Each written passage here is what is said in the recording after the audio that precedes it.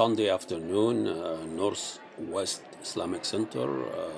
A few hundred people from Minnesota gather for a picnic or a potluck to welcome Syrian refugees to Minnesota.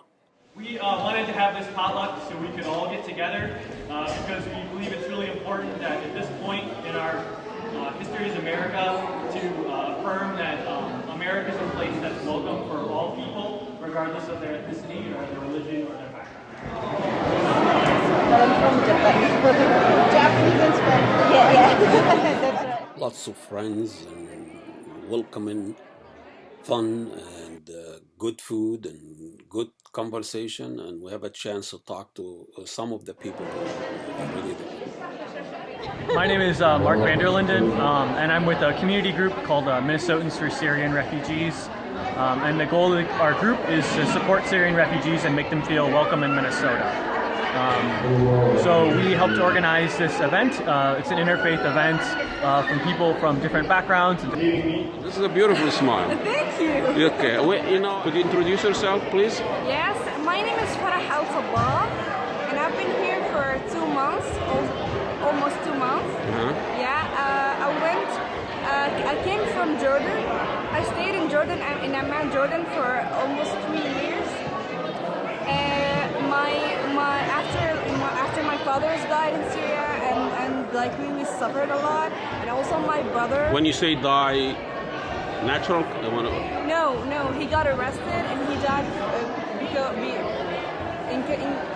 Torture? Yes. That they only have about 8-10 families in Minnesota. Why there's a few? There's a very few number.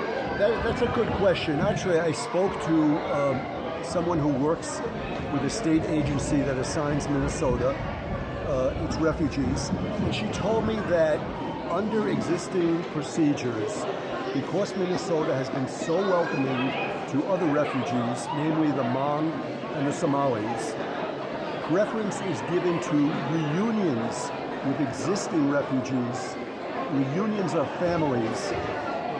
Month, we waited for my brother to come out from prison. After he came out, we went to Jordan. But my father didn't want to leave Syria, so he stayed in Syria, and we went to Jordan. My name is Lindsay. I'm a nurse practitioner here in Minnesota, and I have volunteered twice with the families awaiting asylum in Greece, and so that's how I became involved with this cause. So we will fight any attempt to discriminate against Muslims and refugees. Okay, you've been here for a couple of months. So how do you feel so far? Because our sister is here for about 6 years, so she helped us a lot in a lot of things, and so it was pretty easy, but it's still so hard because it's a new life, and you should build your life from the bottom. Scratch, yeah. How the idea of Syrian refugees attracted you to get involved? I think just seeing people in need, the suffering, it's the hugest humanitarian crisis that we've ever faced, so I think that we should all help each other in whichever way that is. And I know that their journey getting asylum here in Minnesota is only the beginning. Sometimes finding settlement in a community is another journey for them. Refugees anywhere need housing, schooling for their children, a source of income, a job. Those are the needs of these people. Basic needs, as well as... All the people here are friendly, and it's just... Minnesota nice, you heard about that? Yeah, they're all friendly. They told us before we came in here that the people of Minnesota is so friendly and so open-minded and so on. Well, thanks. One thing that they really need help with is being able to be connected with other people in the community. It's very hard for them when they first come here because they're very isolated and very lonely. So one thing that is very valuable about events like this is it helps them connect with other people in their community so that they feel a little less isolated and a little less alone. You actually visited camps? Yes. So tell us a little bit about that. I actually Back in March, when they closed the border on Greece and Macedonia, we took care of about 35,000 refugees that were along the border. We rented a van, we just did medical care outside of the van. And I just went recently in September and other more military camps, and we had 4 camps that we serviced, mostly Syrian families as well as Yazidis.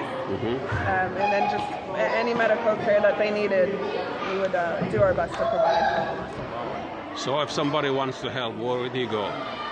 They can go to our website, which is called Minnesotans for Syrian Refugees, and then they can send us a message. We have both a Facebook page and then a website. You can go to either of those. And if they send us a message about how they help, we can try to get them involved and find ways for them to help as well.